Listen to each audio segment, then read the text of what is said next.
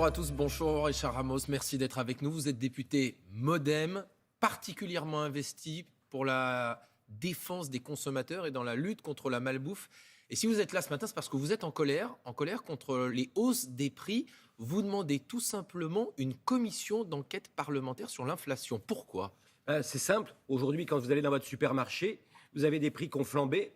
Et on se dit, mais est-ce que ça a à voir avec l'Ukraine ? Par exemple ? Eh bien, par exemple, sur les pâtes. On a des prix des pâtes et puis c'est pas du blé, c'est du blé dur. Et donc le blé dur, il n'a pas été fait en Ukraine. Et donc on se dit, mais pourquoi ça augmente ? Pourquoi j'ai des produits, notamment le Coca-Cola, qui augmentent ? Et donc je veux savoir pourquoi. Et moi, avant les élections, donc avant la crise actuelle, j'avais déjà demandé une commission d'enquête sur le juste prix. C'est quoi aujourd'hui un juste prix dans le supermarché ? Et donc il faut absolument que le Parlement se saisisse de ça, pour que les Français, quand ils vont au supermarché, ils achètent le juste prix. Alors Bruno Le Maire, le ministre de l'économie et des finances, a annoncé qu'il y avait une mission qui était confiée à l'inspection générale des finances, justement pour se pencher sur cette hausse des prix. C'est satisfaisant ou pas ? Oui, ça va être son travail au ministère. Nous, au Parlement, on a déjà la commission des affaires économiques, sous la houlette du président Kasbarian. On a déjà pris la main pour aller regarder de près ce qui s'y passe derrière ces prix. Est-ce qu'il n'y en a pas qui sont en train de faire du pognon sur le dos des Français ? Et alors justement, pour vous, derrière ces hausses de prix parfois injustifiées, d'après vous, il y a quoi ? Alors, il y a plusieurs choses. Vous avez des grosses compagnies maritimes, ils sont 5-6 dans le monde, qui bloquent dans les ports les produits. Comme ça crée un manque, et le manque, ça fait flamber le prix. Ça, c'est la première des choses. La deuxième des choses, il faut regarder évidemment le prix, mais attention, on a Michel-Édouard Leclerc qui, sur tous les plateaux, avec son talent habituel, nous a expliqué ça. Mais en même temps... Oui, Michel-Édouard Leclerc, je vous arrête, qui dit que la moitié, selon lui, des hausses de prix demandées par les industriels de l'agroalimentaire ne sont pas transparentes et suspectes. Il a raison ? Non, il n'a pas raison, il exagère. C'est pas la moitié. Vous avez à peu près, je pense, mais on va regarder, c'est ça qu'il faut regarder de très près, je pense 20%. Mais le problème avec Michel-Édouard Leclerc, et je dois le dire, en ce moment, Intermarché est encore pire que lui. Ils sont en train d'étrangler, vous m'entendez bien, étrangler nos petites PME et nos paysans dans les boxes de négociation. Comment ? Parce qu'en leur mettant des pénalités logistiques qui n'existent pas. C'est-à-dire que vous êtes une petite PME française. Vous allez fabriquer un produit, mais vous avez des problèmes avec le carton, avec la livraison de carton. Mais vous allez quand même essayer de livrer votre supermarché. Eh bien, si vous avez du retard, on va vous mettre des pénalités logistiques de transport, on va dire, à 20% des produits livrés, alors qu'ils en ont encore dans le rayon. Donc ça veut dire que le supermarché, il n'a pas eu de préjudice commercial puisque le produit est encore dans le rayon. Mais nos petites PME, elles, qu'est-ce qu'elles vont faire ? On va leur mettre 20% de pénalité. C'est une honte. Et qu'est-ce qu'elle fait, la PME ? Quand elle a pris 20% de pénalité, la fois d'après, quand elle livre, elle intègre ces 20% de pénalité dans son prix. Et donc, c'est bien Michel-Édouard Leclerc et en ce moment encore plus Intermarché qui font monter les prix. Parce qu'aujourd'hui, ils sont en train de se servir de ça également pour essorer nos PME. Alors évidemment, ils voulaient de la promotion. Pourquoi ? Parce qu'ils vont aller travailler avec les industriels, les multinationales. Comme ça, ces gens-là vont pouvoir, avec des compensations internationales, faire des prix bas. Et ce sera au détriment des emplois des Français. Donc je dis attention aux Français. Vous êtes des consommateurs, mais vous êtes aussi des salariés. Et si on achète et on brade et qu'on fait de la promotion, ils iront acheter avec des multinationales et vos boutiques, elles fermeront. Est-ce que cette hausse des prix a des conséquences, oui ou non, sur la qualité des produits ? Oui. Ah oui, c'est très important ce que vous nous dites là. Ça veut dire qu'aujourd'hui, puisque les supermarchés pourraient être le Zorro du zéro inflation, et souvent sous le couvert de Bercy, qui dit, comme je ne veux pas d'inflation, je vais défendre les supermarchés, je vais défendre les Michel-Édouard Leclerc et consorts. Et qu'est-ce qui se passe ? Ça veut dire que l'industriel, qui lui est étranglé par le prix, quand il ne peut plus faire de prix bas, qu'est-ce qu'il fait ? Il change sa recette.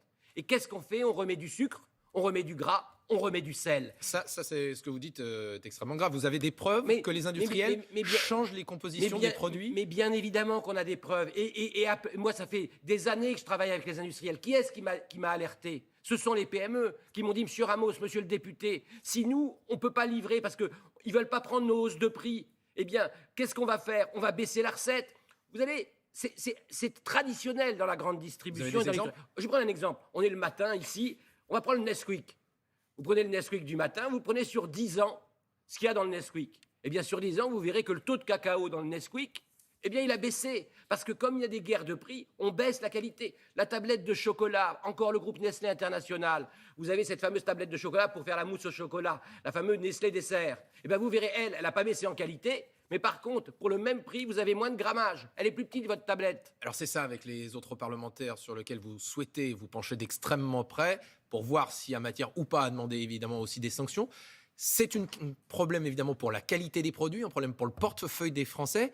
Et je crois que vous dites aussi qu'il y a un risque de discrimination alimentaire quasiment. Ça veut dire quoi? Et oui, vous avez vu par exemple, Michel-Édouard Leclerc nous a dit que ces prix Ecoplus dans un supermarché chez Leclerc, les prix les plus bas, ça s'appelle Ecoplus. C'est le cas aussi sur beaucoup d'autres Voilà, hypermarchés. voilà, pardon, je prends celui-là parce que c'est l'exemple que j'ai en tête. Donc tous les prix bas, les hard discount avaient presque disparu en France. On avait réussi en 5 ans à faire en sorte qu'on aille acheter des produits de plus grande qualité. Aujourd'hui, les Ecoplus et compagnie sont en train d'augmenter.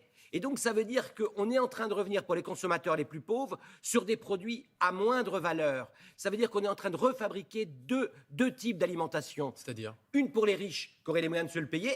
Et les pauvres, eux, ils vont retourner sur les produits hard discount qui ne sont pas les mêmes valeurs nutritionnelles. Et donc, ça veut dire qu'on est en train de fabriquer une alimentation pour les pauvres d'un côté et pour les bobos que nous sommes de l'autre côté. Et on le sait. La courbe de l'obésité, par exemple, suit la courbe de la pauvreté. Plus vous achetez un produit qui est peu cher, plus vous avez du sucre, du gras et du sel dedans. Et donc, ça veut dire que, par exemple, dans cette période de Covid, c'était les gens les plus obèses, donc les plus pauvres, qui ont été les plus fragiles. Et donc, on est en train de refabriquer 2 alimentations en France. Et le combat de ma vie, c'est qu'il n'y ait pas 2 alimentations en France. Même les pauvres ont le droit de manger de façon saine. Richard Ramos, je disais, vous êtes député MoDem, donc dans la majorité, d'ici quelques jours, quelques semaines, il y a le projet de loi sur le pouvoir d'achat qui va arriver à l'Assemblée nationale. Il y a notamment un chèque alimentaire qui est prévu par le gouvernement, 100 € pour 9 millions de foyers les plus modestes, plus 50 € pour enfants.